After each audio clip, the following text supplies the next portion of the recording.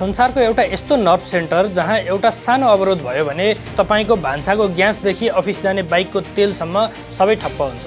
होर्मुज जलमार्ग त पहिलेदेखि नै तनावमा थियो, तर अब इरानले अर्को एउटा यस्तो बाटो बन्द गर्ने धम्की दिएको छ जसले विश्वकै सातो उडाएको छ। त्यो हो रेड सी अर्थात् रातो समुद्रको प्रवेशद्वार। आज संसारभरिमा हामी बुझ्नेछौँ आखिर इरानले संसारको घाँटी कसरी निमोट्दैछ। नक्सामा हेर्नुहोस् त, यो हो होर्मुज जलमार्ग जहाँबाट विश्वको 20% तेल आउँछ र यो अलि पर यमन र जिबुटीको बीचमा रहेको सानो बाटो छ नि, यसलाई भनिन्छ बाब अल मन्देब। यो रातो सागर छिर्ने मुख्य गेट हो। संसारको झन्डै 30% तेल र ग्यास यही दुईवटा साँघुरो बाटोबाट ओसार पसार हुन्छ। इरानले ट्रम्पलाई सिधै चेतावनी दिएको छ, यदि हाम्रो टापुमा आँखा लगायौँ भने हामी यी दुईवटै बाटोमा ताल्चा लगाइदिन्छौँ।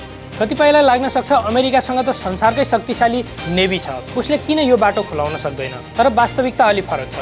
होर्मुज र रेड सी यति साँघुरा छन् कि त्यहाँ इरानको एउटा सानो र सस्तो ड्रोन वा एउटा समुद्री बमले पनि अर्बौं डलरको ठुलो जहाजलाई खरानी बनाइदिन सक्छ। इरानले आफ्नै सेना मात्र होइन, यमनका हुती विद्रोहीहरूलाई प्रयोग गरेर जहाजमाथि हमला गरिरहेको छ।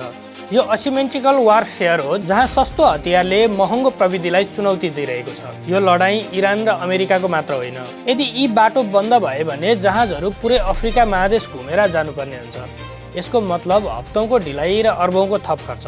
सन् 2026 को तथ्याङ्क अनुसार कच्चा तेलको मूल्य प्रति ब्यारल $126 पुगिसकेको छ। तेल महँगो हुनु भनेको नेपालमा गाडीको भाडा बढ्नु हो, खाद्यान्न महँगो हुनु हो र डलरको भाउ आकाशिनु हो। इरान र अमेरिकाको यो जुहारीले गर्दा सिधै तपाईँ हाम्रो भान्सा र खल्तीमा दबाव परिरहेको छ। संसार अहिले एउटा भयानक महँगी र अभावको तुरुङभित्र पस्ने जोखिममा छ। के ट्रम्प र इरानी नेताहरूले कूटनीतिक बाटो रोज्लान् या विश्व अर्थतन्त्रको यो घाँटी अझै कसिँदै जानेछ? तपाईँलाई के लाग्छ? इरानले साँच्चै यी दुवै जलमार्ग बन्द गर्ला त? यदि त्यसो भयो भने नेपाल जस्तो आयातमा भर पर्ने देशले के गर्नु पर्ला? आफ्नो विचार कमेन्टमा लेख्नुहोला। संसारभरका यस्तै गम्भीर घटनालाई सरल भाषामा बुझ्न हामीसँग जोडिनुहोला। आजलाई संसारभरिमा यति नै। नमस्कार।